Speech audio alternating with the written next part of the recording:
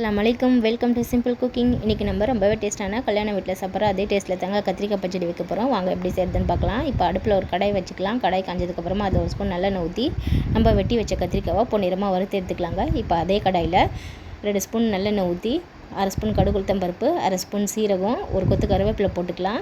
4 பல்லு உரிச்ச பூண்டு நான் கட் பண்ணி வச்சுருந்தேன், அதையும் போட்டுக்கிட்டேங்க. 1/2 ஸ்பூன் மிளகு போட்டுக்கலாம். ஒரு பெரிய சைஸ் வெங்காயம் கட் பண்ணி வச்சுருந்தேன், அதையும் போட்டு நல்லா நம்ம வதக்கிக்கலாங்க பொன்னிறமாக.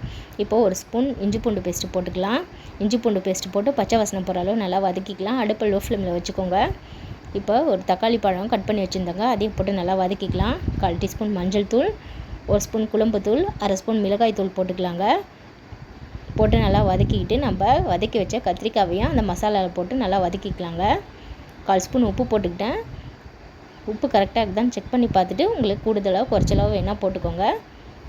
இப்போ நான் ஒரு சின்ன லெமன் சைஸு புளி ஊற வச்சுருந்தேன், அந்த புளியை கரைச்சி ஊற்றிக்கலாங்க. கொஞ்சோன்னு மல்லித்தலை கட் பண்ணி போட்டுக்கலாம்.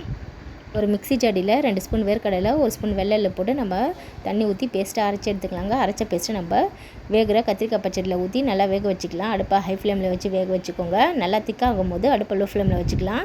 நல்லா திக்காகிற ஸ்டேஜில் நம்ம சின்ன துண்டு வெல்லம் போட்டு இறக்கணுன்னா நம்மளுடைய சுவையான கத்திரிக்காய் பச்சடி ரெடிங்க. பாருங்கள் என்னென்னா பிரிஞ்சு நம்மளுடைய கத்திரிக்காய் பச்சடி ரெடி ஆயிடுச்சு. இந்த வீடியோ உங்களுக்கு பிடிச்சிருந்தா மறக்காமல் லைக் பண்ணுங்கள், ஷேர் பண்ணுங்கள், கமெண்ட் பண்ணுங்கள் ஃப்ரெண்ட்ஸ்.